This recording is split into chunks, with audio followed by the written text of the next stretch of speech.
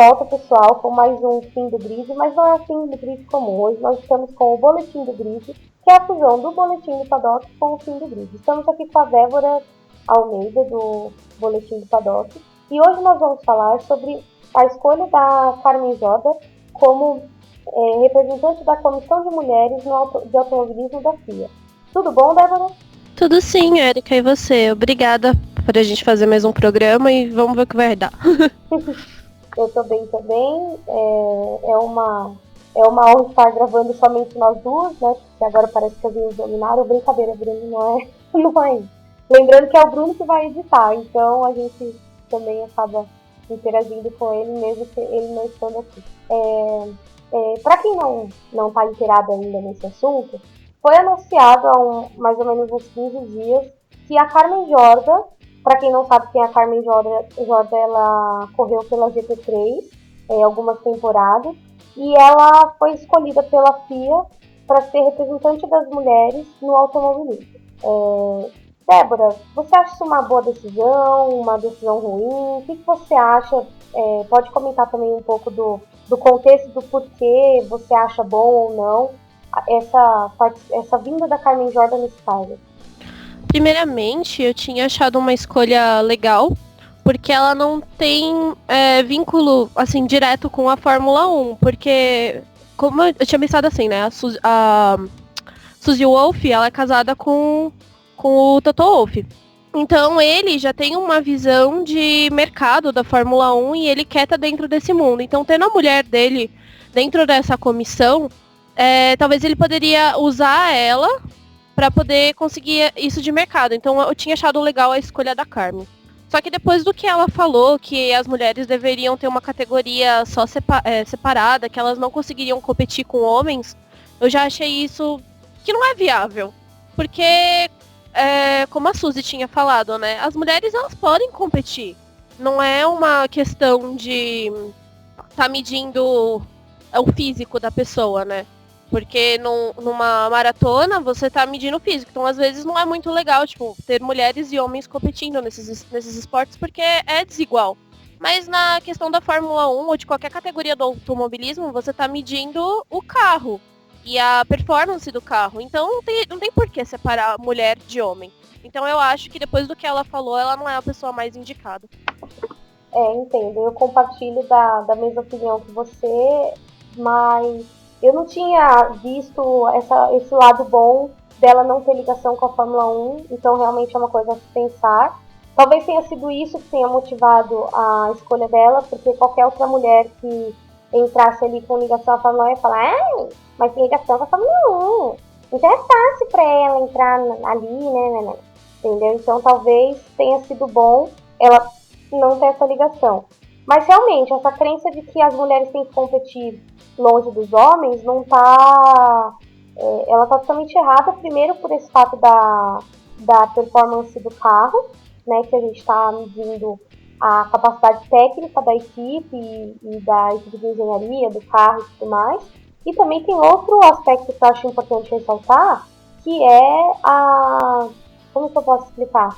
Que é a performance dos pilotos ao volante, porque isso não está atrelado a sexo, a gênero, né? Isso está atrelado à habilidade, o quanto você treinou daquele esporte. Muitas vezes é condicionamento físico, muitas vezes é psicológico, muitas vezes é o quantas voltas você já deu naquele circuito e a sua experiência anterior.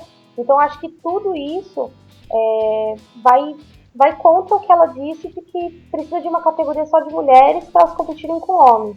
Porque realmente não tem nada a ver. Acho que ela deu uma leve viajada. E devido a ela ter falado isso, houveram muitas mulheres do automobilismo, como a Pipa, eu esqueci o sobrenome dela, gente, a Pipa Man, a Tatiana Calderon, e outras mulheres do automobilismo que comentaram essa entrada da Carmen Jorda e elas tiveram cada uma teve uma opinião diferente. O que você acha, Débora? Poderia ser outra mulher? Por que deveria ser outra mulher? Ou se fosse ela, o que ela deveria mudar no que ela disse? Então, pensando agora, depois do que ela falou, Eu acho que uma mulher indicada poderia até mesmo ser a Suzy.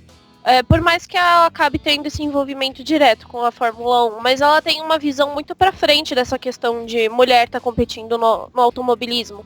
Só que, assim, eu acho que a necessidade de ter uma categoria de mulher pode ser legal para poder trazer visibilidade para as mulheres, porque se tivesse uma categoria passando na TV sempre, mostrando que as mulheres estão competindo e você consegue começar a criar uma necessidade de outras meninas buscarem o automobilismo. E aí vai ter mais incentivo das famílias desde a base, colocar a menina no kart. Talvez esse primeiro momento seja legal uma categoria feminina, mas tem que mostrar também que elas podem entrar, que elas podem ser bem preparadas para poder entrar e disputar na Fórmula 1, disputar, que nem, tipo, na Stock Car tem a Bia, ela compete com outros homens, e isso nunca foi um problema. O grande problema que ela enfrenta ali é o equipamento, que não é igual, né? Assim, não tem a mesma performance dos outros competidores, mas ela tá ali, ela tem capacidade. Sim, e a gente tem também o exemplo da Tatiana Calderon, que foi pódio na Fórmula V8, naquela que o Pietro Fittipaldi foi campeão. A gente tem também a Cristina Nielsen na INSA, que também é ótima. Então a gente tem várias mulheres no automobilismo que não têm visibilidade exatamente por ser um mundo só de homem. Então, talvez se elas tivessem essa base de vir do kart, de ter patrocínio, começar desde cedo, talvez fosse realmente bem mais fácil da gente ter uma equiparação nas competições, né? Você comentou da Suzy Wolf. A Suzy Wolf tem sim envolvimento com essa comissão de mulheres. Ela tem um programa, na verdade, não é bem ligado à comissão da FIA, mas ela tem um programa para novos pilotos femininos. Tanto que no começo do próximo ano, ela falou que vai apresentar um projeto junto com a Claire Williams e com outras mulheres sobre isso, tipo, de mulheres serem misturadas no automobilismo, mas também tem que ter uma abertura das equipes, porque muitas vezes eles acabam optando por um homem. E também tem aquela questão do dinheiro, que é sempre uma coisa muito grande, porque a mulher ela não vai conseguir entrar no automobilismo, por exemplo, na Fórmula 1, né? Ela não vai conseguir entrar ali se ela não tiver um patrocínio. Então você tem que criar a necessidade das mulheres estarem dentro da categoria para ter investimento também. Porque é muito difícil. Mesmo para homem, é muito difícil você conseguir entrar numa categoria dessa só pelo seu talento. Sim, a gente está cansado de ver muitos pay drivers. A gente tem o exemplo do Marcus Ericsson, que nunca pontuou e que está na Sauber até hoje. Entra um companheiro, sai outro, entra um, sai outro, e ele continua lá. Então a gente vê que isso não é precisar de dinheiro para entrar na categoria, não é uma coisa só, porque elas são mulheres, elas vão ter que pagar. Não, tem muito homem que paga para entrar na categoria. Lance Stroll, por exemplo, pagou para entrar na categoria. Então a gente consegue ver que realmente esse argumento do dinheiro também pesa muito e é bem importante. Eu acredito que a Suzy Wolf faria um ótimo trabalho, mas eu acho que se juntassem todas as mulheres que já estão ali, por exemplo, a própria Claire Williams, a Ruth Buscombe, que é engenheira de estratégia da Sauber, tem uma outra engenheira também da Red Bull. Então a gente tem vários nomes das mulheres que estão começando a aparecer agora e tem tudo para levar mais mulheres para a categoria, mas essa abertura também é importante. Na verdade, tem que abrir a visão e falar, não, a gente tem que dar uma chance para as mulheres também. A própria Renault, quando você olha para a equipe da Renault atualmente, tem muita mulher trabalhando na equipe. Tem várias mulheres lá, eles deram abertura para elas entrarem. Tem que começar a criar isso da mulher também poder porque ainda o automobilismo ele é uma coisa muito masculinizada. Mas tem muita mulher assistindo, tem muita mulher que tá estudando para poder tentar trabalhar, não na Fórmula 1, mas em outras categorias. Tem menina correndo no kart que não tem nenhuma visibilidade. Tipo, eu mesmo tenho uma amiga que ela tá correndo no kart. e ela não consegue passar para outras categorias porque ela não tem esse patrocínio e investimento. Então é complicado para ela conseguir chegar em outras categorias se ninguém tá olhando para ela. Exato. Eu acho que tem que existir um trabalho também da parte marqueteira das equipes de falar, olha, a gente precisa disso. Inclusive, você falou da Renault, a Jorda tem uma ligação com a Renault, né? A Jorda estava no Brasil pela Renault, pilotou o Renault Clio com a Anitta. Então, assim, a Renault realmente se preocupa com toda essa visibilidade das mulheres e essa participação das mulheres. Talvez fosse bom as outras fazerem o mesmo, né? Seguir o exemplo, digamos assim. Acho que seria ótimo se as outras equipes também começassem a olhar para isso. Porque tem muitas que ainda têm essa cabeça muito fechada de a gente não consegue trazer, ou até mesmo a falta de vontade de agregar uma mulher na equipe. Porque às vezes eles veem esse trabalho de equipe, um trabalho tipo muito braçal, carregar pneu, levar carrinho de um lado pro outro, tá toda hora correndo dentro do paddock, e não é bem assim. Na verdade, eu tava comentando na corrida no GP do Brasil, eu tava comentando com o Campos, que você olha ali o pessoal que fica preparando os carros pré-corrida, eles são... Você vê que ali tem gente de tudo quanto é tipo de condicionamento físico. Tem gordinho, tem magricelo, tem alto, tem baixo. Por quê? Porque na realidade aqueles equipamentos, eles são preparados para carregar peso e tirar o esforço de quem está empurrando. Então, na verdade, é como empurrar o carrinho para o supermercado aqui. Na verdade, até tem um vídeo da McLaren só de mulheres fazendo o pit stop. Então, eu acho que isso é um pouco também do preconceito mesmo, porque assim, até para carregar um pneu, tem muita mulher que tem um porte físico que permite carregar um pneu de sei lá quantos quilos que é aquele pneu da Fórmula 1. Né? Mas isso que você falou também é importante, é saber que não é um trabalho só físico. Tem toda a parte de engenharia de dados, tem toda a parte de desenvolvimento do carro, desenvolvimento da estratégia, que pode ser claramente feito por mulheres, que não precisa ser necessariamente um homem que faça, né? Basta ser uma pessoa com as capacidades corretas e já dá pra fazer alguma coisa. É a mesma coisa que eu percebo ultimamente em questão de imprensa da Fórmula 1. Porque em 2015, quando eu fui, eu vi poucas mulheres no autódromo, assim, na parte de estar cobrindo a Fórmula 1.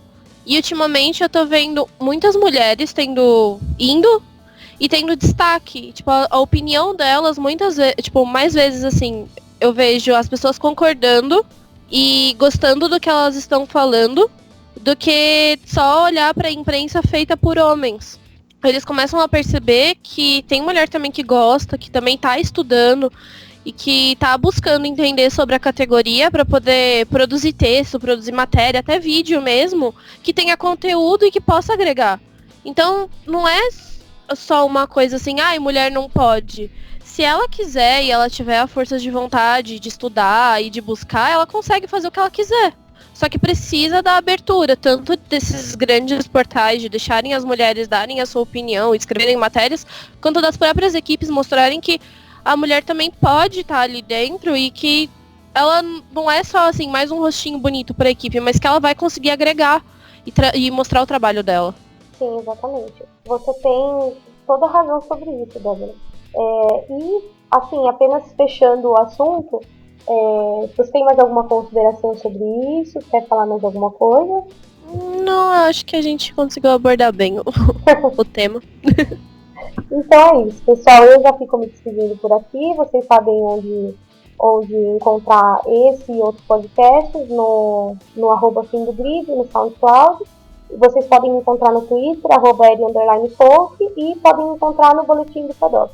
Débora, sua vez de se despedir da galera. Obrigada pela oportunidade de fazer mais um programa com você. E obrigada, Bruno, pela chance de fazer mais um programa aqui pro Fim do Grid e pro Boletim do Grid, esse agregado. E vocês podem me encontrar no Twitter como The Flowers e também no site do Boletim do Paddock. Lá tem a barra de colunista e tem o meu nominho, então vocês conseguem ver todos os meus textos, principalmente da temporada passada. Uma pergunta técnica.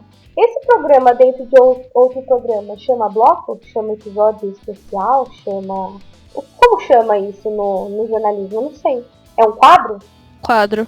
É um Geralmente quadro. é quadro. Uhum. Então, na verdade, nós estamos no quadro Boletim do Grid.